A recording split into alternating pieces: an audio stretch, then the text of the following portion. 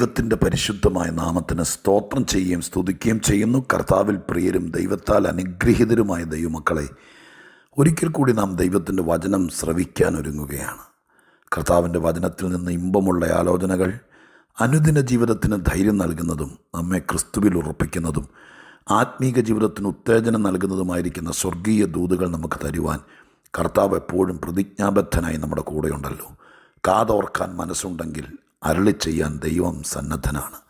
പ്രതീക്ഷയോടെ ദൈവത്തിൻ്റെ വചനത്തിനായി കാത്തിരിക്കുന്നവർക്ക് സ്നേഹാദരവോടെ വന്ദനങ്ങൾ അറിയിച്ചുകൊണ്ട് നമ്മുടെ രക്ഷകനും വീണ്ടെടുപ്പുകാരനുമായിരിക്കുന്ന കർത്താവ് നമ്മോട് സംസാരിക്കുന്നത് ഓർത്ത് ദൈവത്തിന് ഒരുപാട് നന്ദിയും സ്തുതിയും സ്തോത്രവും പുകഴ്ചയും മഹത്വവും എല്ലാം കരയറ്റിക്കൊണ്ട് ഇന്നത്തെ ആത്മീക ചിന്തയ്ക്ക് ആധാരമായ വേദഭാഗം ഞാൻ നിങ്ങളുമായി പങ്കുവെച്ച് അതിൽ നിന്ന് ലളിതസുന്ദരമായിരിക്കുന്നൊരു ദിവ്യ ആലോചന നിങ്ങളോട് പറയാൻ കർത്താവിൽ ശരണപ്പെടുകയാണ്. വിശുദ്ധ ബൈബിളിലെ ഉൽപ്പത്തി പുസ്തകം 24-ാം അധ്യായം 14-ാമത്തെ വാക്യം ഞാൻ നിങ്ങളെ വായിച്ചു കേൾപ്പിക്കാം. ഉൽപ്പത്തി 24:14. നിന്റെ പാത്രം ഇറക്കി എനിക്ക് കുടിപ്പാൻ തരണം എന്ന് ഞാൻ പറയുമ്പോൾ കുടിക്കുക. നിന്റെ ഒട്ടകങ്ങൾക്കും കുടിപ്പാൻ കൊടുക്കാമെന്ന് പറയുന്ന സ്ത്രീ തന്നെ നീ എൻ്റെ ദാസനായ ഇസഹാക്കിനെ നിയമിച്ചവളായിരിക്കട്ടെ. നീ എൻ്റെ യജമാനനോട് കൃപ ചെയ്തു എന്ന് ഞാൻ അതിനാൽ ഗ്രഹിക്കും. ലാസ്റ്റ് ഭാഗം ഒരിക്കൽ കൂടി ആവർത്തിക്കുന്നു. അങ്ങ് എൻ്റെ യജമാനനോട് കൃപ ചെയ്തു എന്ന് ഞാൻ അതിനാൽ ഗ്രഹിക്കും.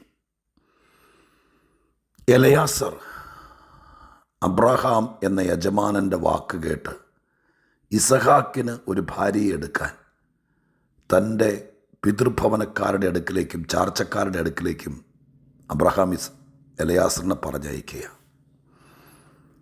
വളരെ റിസ്ക്കുള്ള കാര്യമാണ്. ഒരു പെൺകുട്ടിയെ, വിശിഷ്യൽ അബ്രഹാം എന്ന ദൈവിക പദ്ധതിയുടെ പങ്കാളിയായിരിക്കുന്ന ആ വലിയ മനുഷ്യൻ്റെ വീട്ടിലേക്കൊരു പെൺകുട്ടി വരിക. ഞാനിത് പറയുമ്പോൾ മനസ്സുകൊണ്ട് പറയട്ടെ, നമ്മുടെ കുടുംബത്തെ ദൈവം എങ്ങനെയാണോ കണ്ടിരിക്കുന്നത്, എന്തിനാണോ കണ്ടിരിക്കുന്നത്, അതിൻ്റെ നിലവാരത്തിലുള്ള ഒരു പെൺകുട്ടിയായിരിക്കണം നമ്മുടെ വീട്ടിലേക്ക് നമ്മുടെ മകൻ്റെ ഭാര്യയായിട്ടൊക്കെ വരേണ്ടത്.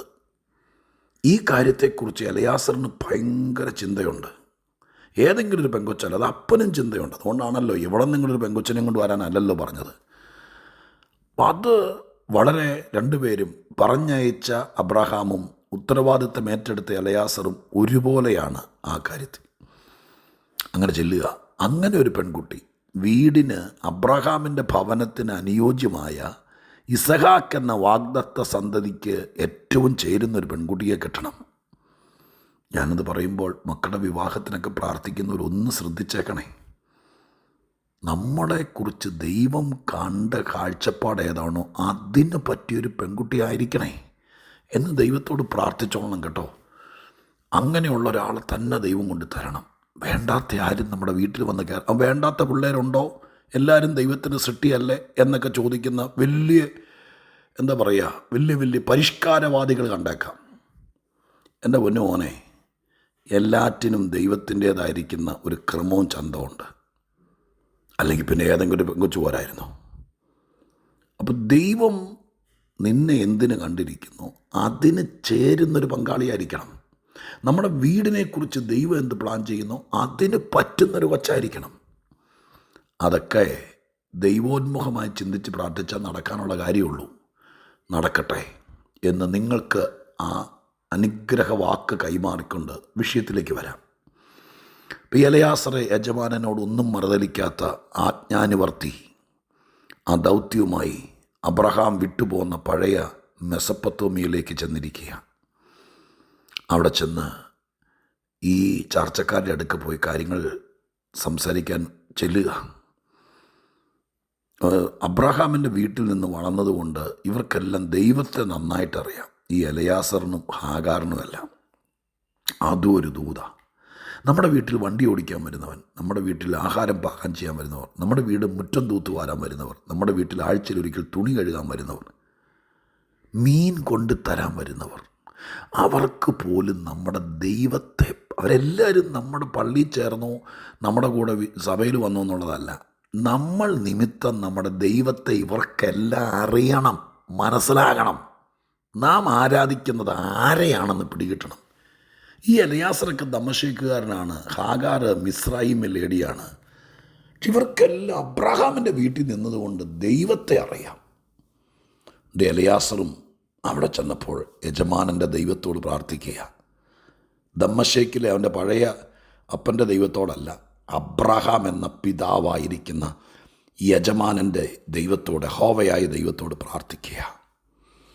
അങ്ങനെ പ്രാർത്ഥിക്കുമ്പോൾ ഒരടയാളം വെച്ച് പ്രാർത്ഥിക്കുക.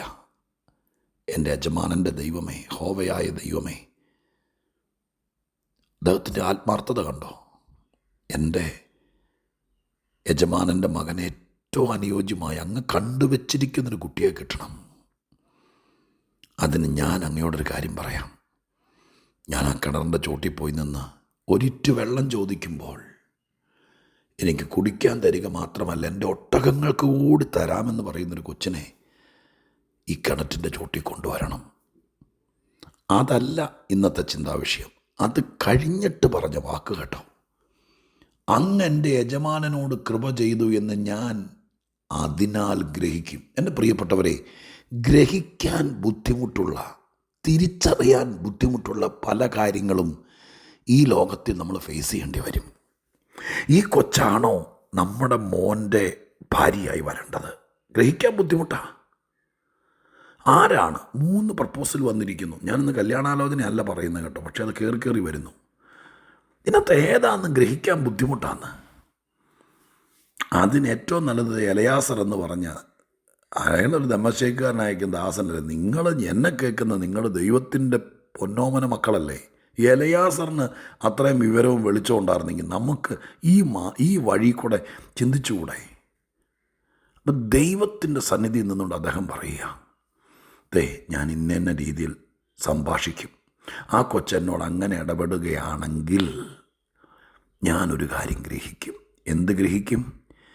അങ്ങേക്ക് എൻ്റെ യജമാനനോട് ഒത്തിരി കൃപയുണ്ടെന്നും ആ കൃപ ഈ സമയത്ത് വർക്കൗട്ടായി പ്രാക്ടിക്കലായി എന്നും ഞാൻ ഗ്രഹിക്കും. ഞാനൊന്നുകൂടെ പറയാം.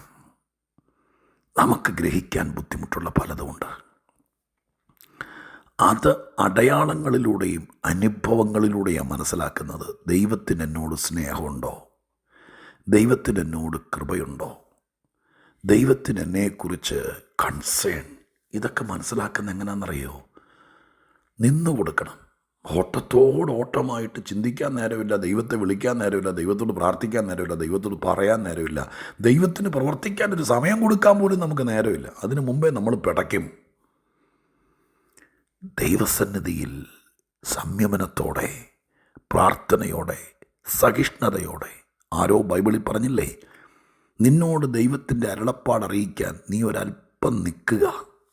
ഒരല്പം സ്ലോ ഡൗൺ എന്നൊരു വാക്ക് ഞാൻ എവിടെന്നോ ആ സന്ദേശം ഒരിക്കൽ പറഞ്ഞപ്പോൾ കണ്ടു. സ്ലോ ഡൗൺ എന്ന് പറഞ്ഞാൽ നീ മുമ്പിൽ പണിയൊക്കെ നടക്കുന്ന സമയത്ത് നമ്മുടെ മുമ്പിൽ അതിൻ്റെ അധികാരികൾ കൈ കാണിക്കും, പതുക്കെ പോകണം, സ്ലോ ഡൗൺ. അങ്ങനെ ലൈസൻസ് എടുക്കാൻ പോകുമ്പോൾ ഒരു സിഗ്നൽ തന്നെ, അല്ലെങ്കിൽ അങ്ങനെ തന്നെ ഒരു വ്യവസ്ഥ ഉണ്ടെന്ന് നമുക്കറിയാം. സ്ലോ ഡൗൺ, കൈ പുറത്തേക്ക് ഇട്ടിട്ട് പതുക്കെ താഴേക്കും മുകളിലേക്കും ഡ്രൈവർ കാണിക്കണം. എന്ന് പറഞ്ഞാൽ ഇച്ചിരി പതുക്കെ വരണം, എന്തോ ഫ്രണ്ടിലുണ്ട്. അതുപോലെ സ്ലോ ഡൗൺ, ഇച്ചിരി സ്ലോ ആകണം. എങ്കിലേ നിന്നോട് ദൈവത്തിന് കൃപയുണ്ടെന്നൊക്കെ മനസ്സിലാക്കാൻ പറ്റുള്ളൂ. എന്നെ കേൾക്കുന്ന പ്രിയപ്പെട്ടവരെ, ഞാൻ അവസാനിപ്പിക്കാൻ ശ്രമിക്കുമ്പോഴൊരു കാര്യം പറയട്ടെ.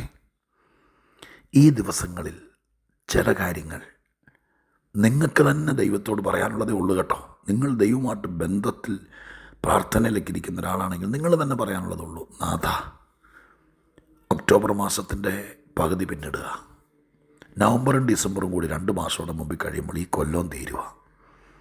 നമുക്കിങ്ങനെ ഒന്ന് പ്രാർത്ഥിക്കാമെന്ന്. ഡിസംബർ തീരുന്നതിനേക്കാൾ മുമ്പ് എന്നോട് അങ്ങേക്ക് കൃപയുണ്ടെന്ന് എനിക്ക് ഗ്രഹിക്കാൻ പാകത്തിന് 1-2 കാര്യങ്ങൾ ചെയ്തു തരണേ. അത് ഇന്ന കാര്യമാണെന്ന് നിങ്ങൾ പറഞ്ഞു. അങ്ങേക്ക് എന്നോട് സ്നേഹമുണ്ടെന്നറിയാം, അങ്ങയുടെ മോളാണ് ഞാനെന്നറിയാം, എന്നോട് കൃപ. പക്ഷെ എനിക്കതൊന്ന് എൻ്റെ ബുദ്ധിക്കതൊന്ന് ഗ്രഹിക്കണം, എനിക്കതൊന്ന് ഫീൽ ചെയ്യണം. എന്നോടിപ്പോൾ ആരും തലേ കൈവച്ച് പറഞ്ഞില്ലെങ്കിൽ എനിക്കറിയാം എൻ്റെ ദൈവത്തിന് എന്നെക്കുറിച്ച് കരുതലുണ്ട്. എൻ്റെ കാര്യത്തിൽ ദൈവമായ കർത്താവ് ഇടപെടും.